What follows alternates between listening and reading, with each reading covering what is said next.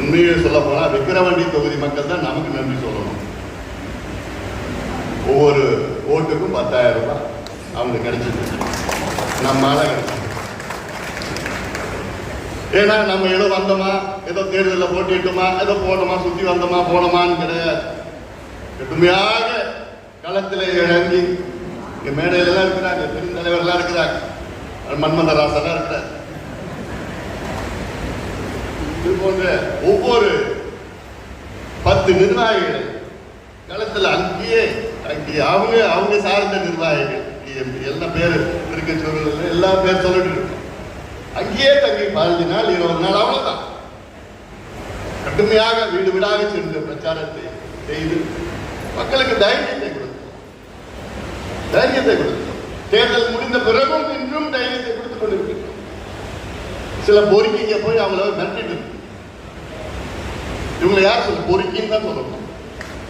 நான் பணத்தை கொடுத்தேன், ஏன் எனக்கு ஓட்டு போடல அப்படின்னு பணத்தை திருப்பி கொடுத்து அப்படி யாராவது போய் மிரட்டினாங்கன்னா என் தம்பிகளுக்கு என்ன செய்யணும்னு தெரியல. உங்களுக்கு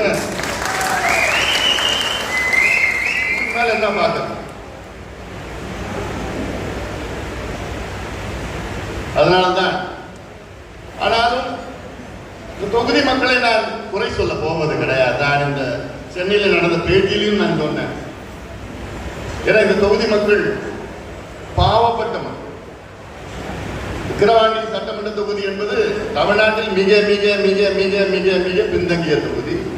இந்த மாவட்டம் மிக மிக மிக மிக பின்தங்கிய மாவட்டம், குடிசைகள் நிறைந்த மாவட்டம், கல்வி இல்லாத மாவட்டம், வேலை வாய்ப்பு முற்றிலும் இல்லாத மாவட்டம், தொழிற்சாலைன்னு எதுவும் கிடையாது.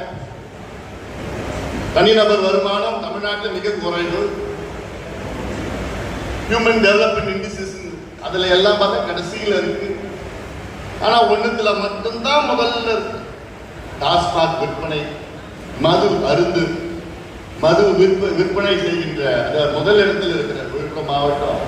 கள்ளச்சாராயம் ஆறாக ஓடுகின்ற மாவட்டம், கஞ்சா தெருவாக இருக்கின்ற மாவட்டம். இதுதான் இந்த மாவட்டம். இந்த மாவட்டத்தில்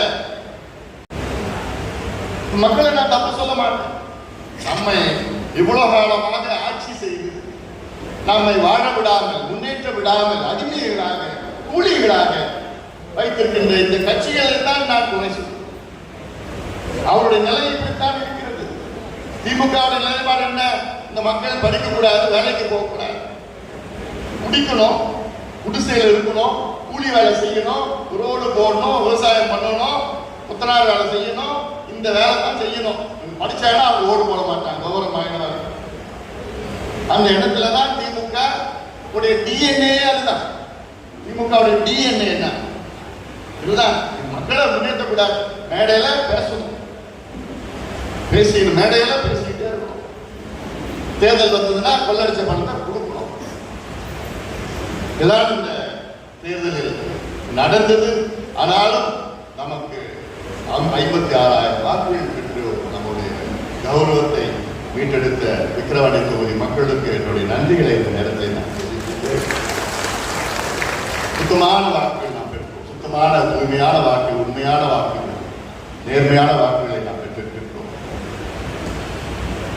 இந்த வாக்குகள் வருகின்ற தேர்தலுக்கு ஒரு அடித்தளமாக மக்கள், மற்ற தொகுதியில் உள்ள மக்களுக்கு, நிர்வாகிகளுக்கும் ஒரு தைரியம் கொடுக்கின்ற வாக்குகள்.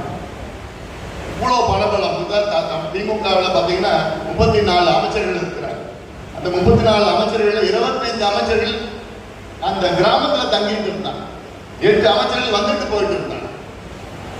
33 அமைச்சர்கள் களப்பணியாற்றினார்கள் திமுகவில். 125 எம்எல்ஏக்கள் இங்கேயே தங்கிட்டு இருந்தாங்க. சட்டமன்றம் 4 நாளுக்கு, அதுக்கப்புறம் எல்லாம் இங்கே வந்து தங்கிட்டாங்க. 30க்கும் மேற்பட்ட நாடாளுமன்ற உறுப்பினர்கள், மாவட்ட பெருந்தலைவர்கள், ஒன்றிய பெருந்தலைவர்கள், ஒன்றிய கவுன்சிலர்கள் எல்லாம் வந்து பார்த்தீங்கன்னா எல்லா சாயங்காலத்தில் போய் பார்த்தா காரா நின்று நானும் சுற்றி வந்து பார்த்தேன். என்னடா பண்றாங்க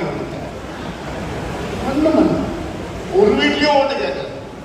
ஆனா கார் பார்த்தா 15-20 கார் வரும், நல்ல கலர் கார். ஃபார்ச்சுனர் தான் எல்லாம், என்னவா ஃபார்ச்சுனர் கிறிஸ்டா 15 கார் இந்த சந்திரன் நிற்குது. எதுக்குடா? ஆனா இல்லைங்க திமுக என்னடா பண்றாங்க, சும்மா உட்கார்ந்து. அவனுடைய வேலை என்ன? அவன் வந்து காலையில் வந்து உள்ளே நிறையா நட்டு கொடுக்கணும், மத்தியானம் போய் ஒரு பாட்டு போடணும், ராத்திரி ஒரு பிரியாணி தூங்கிட்டு அடுத்த நாள் காலையில் வந்து கார் வந்து நிறுத்தான். இதுதான் இவங்களோட தேர்தல் பிரச்சாரம். ஆனா நம்ம இங்க இருக்கின்ற தம்பிகள், அண்ணன்கள், சகோதரிகள்லாம் விடுவிடா தெருவா போய் வீட்டுல போய் ஓட்டு போடுகிற ஒரு மான மரியாதை காப்பாற்றி ஓட்டு போடு.